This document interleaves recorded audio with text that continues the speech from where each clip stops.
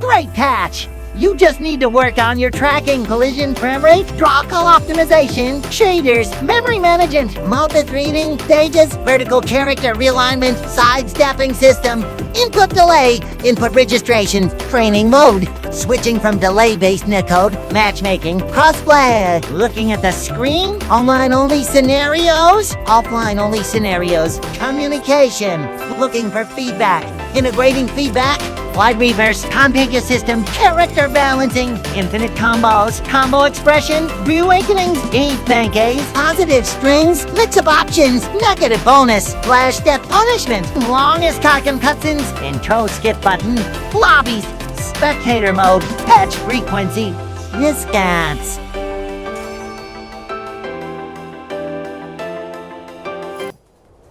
Well, I mean, it's not really that bad. They really did change the way you'd play the game a lot, and I'll try to showcase it all in this one battle. You can see this from round start, because usually I'd have to pop the white reverse, but now I don't, because they changed the recovery time on each type of reverse, making the white one recover for the longest. So you can save your reverse gouge for combos, invest in a lot of hits, and get nearly the same value but more damage for it. All the block string nonsense from the most convoluted buff in history video remain the same, as far as I have tested, but I haven't gone the full way with it. My character also benefits more if I have 1 bar of yellow meter before I pop out the yellow reverse. My opponent, however, did it straight away, and I do not know if this is good for his character. Every character has different benefits, different bars, and different game plans that have been changing from patch to patch. One of the more underrated but very significant changes for my character came to a kick. Before doing a heavy finish, I had no Oki, couldn't continue, couldn't threaten, but due to the changes to the active frames of this kick, I now have a threat. Moreover, because of its increase in range, I can attack from larger distances from before, which changes the way I play neutral at different distances, and that's something that I cannot get used to as of now, making me very sloppy because it's very easily sidesteppable, but if I land it even on block, I'm positive and can continue my offense. Plus, it is super confusing to my opponents because they don't think that I can attack from that range. I really need to work the way I confirm it into a combo though, but you get the idea, it makes matches look more fast-paced, and because I get sidestepped all the time, it just looks cooler. The other thing that looks cooler are full combos due to the Bako buff that allows you to combo afterwards. There is a big negative to it, but I kinda don't want to talk about it as of right now, maybe a little bit later in the battle. Because what I want you to focus on is that landing big combos right now feels very satisfying, without the requirements being impossible to achieve.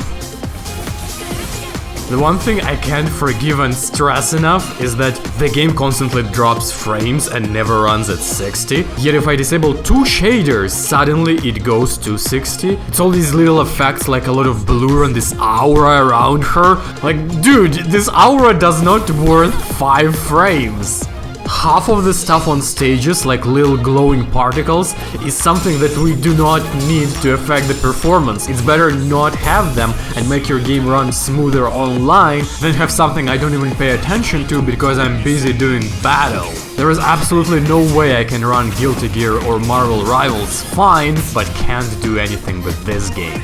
You may have noticed that I have become black. This isn't a visual bug, this is Ichibe's power, and now he'll make me even blacker, darker than black, which is funny for my character because originally she was supposed to be named, and this is just from my memory, something like Kuroichi or Kuroneko or something, because she was based on a real-life black cat, the picture of which you could see in Volume 6, and the name Kuroneko would say straight up black cat. Now it means what everyone translates to one night, but I like the translation night one, just sounds cooler. I wonder if canon-wise in this state, if you transform into a black cat, would it cancel out Ichibe's power? Because you'll no longer be a black hand. That's kinda what Yuhabaha did, he returned his power just in time to no longer be a black hand. Or something like that, at least that's the way I understand it. Dude, mechanics.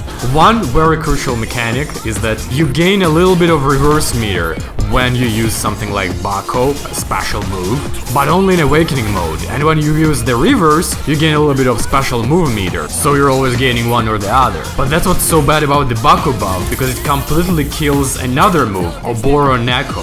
Why would I spend 2 bars of meter trying to make a raid that doesn't do as much damage? It sucks because it's a very cool looking cat move, but no reason to use it. I feel like buffing Bako was more of an experiment than something that was thought out, and I hope what they get from that will not be, oh, we're gonna nerf Bako. Instead, I hope they'll see it and think, then we're gonna buff Oboro Neko, we're gonna make it cost 1 meter, or we're gonna make it cancelable, or you could cancel into it on whiff. Also, notice how little icon on Ichibei changed? I think that might mean that he can do an insta-kill now. Yes, this character has an instant kill. And I'm inked up, so he's even more dangerous.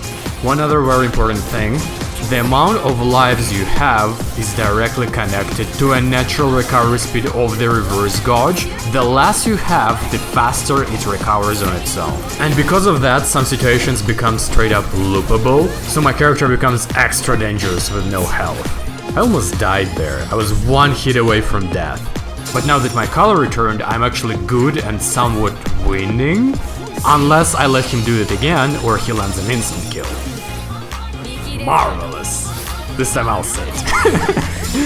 Oh, blue reverse is usually unsafe, but they might have patched it. One last thing, this is from territory of cheap stuff. Due to Bako buff, she has a reset that is unescapable unless you have a bar of meter and do a flash step. Right now, I'm gonna do it straight after this Bako. Dash in. You can't escape this. And if you have 4 lives or less, she straight up kills you.